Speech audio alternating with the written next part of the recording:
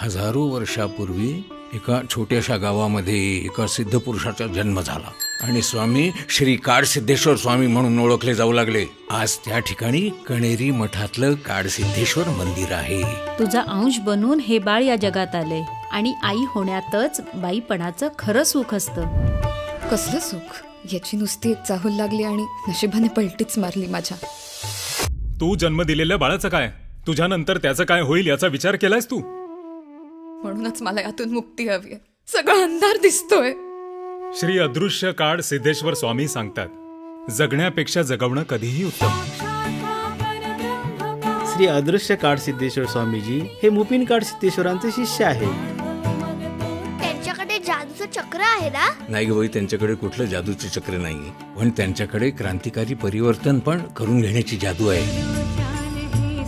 मठाशी जोडले गेलेल्या लोकांसाठी हॉस्टेल बनवले, मुलांसाठी शाळा, गरीब शेतकऱ्यांच्या समस्या सोडवल्या. आजोबा, मला पण मठ बघायचंय, चला ना आपण जाऊया. तुम्हाला किती वेळा सांगितलंय मी, बुवाबाजी, स्वामी, साधू, तुमचा विश्वास असेल पण तू आमच्यावर लादू नका, बिंबवू नका ना. या बाबांची कृपा, त्या स्वामींचा आशीर्वाद, अरे काय आहे. कितने दिन वो आदिवासी की तरह जिएंगे, वो उनका भी विकास होना चाहिए. ऐसा सब कुछ कर सकता है. पण आमच्या पाड्यावरच्या लोकांसाठी ना हे जंगल म्हणजे आईच आहे. तुम्ही किती बी पैसे मोजले ना, त्यांची आई कधीच विकणार नाही.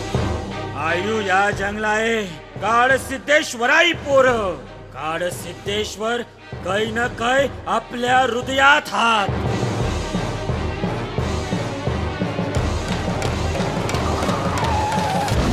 मान्य आहे, जगात अनेक तऱ्हेचे साधू संत बुवाबाजी करणारे आहेत, पण त्यांची तुलना कृपा करून माझ्या स्वामींची करू नकोस. किती धन्य धन्य बाप माया, किती धन्य धन्य बाप माया, किती धन्य धन्य बाप माया. सिद्धगिरी मठ तब्बल 1500 वर्षापासून आपलं अस्तित्व टिकवून आहे. ही काल्पनिक कल्पना नसून खऱ्या अर्थानं जीवन जगण्याचा अनुभव देणारं स्थान आहे.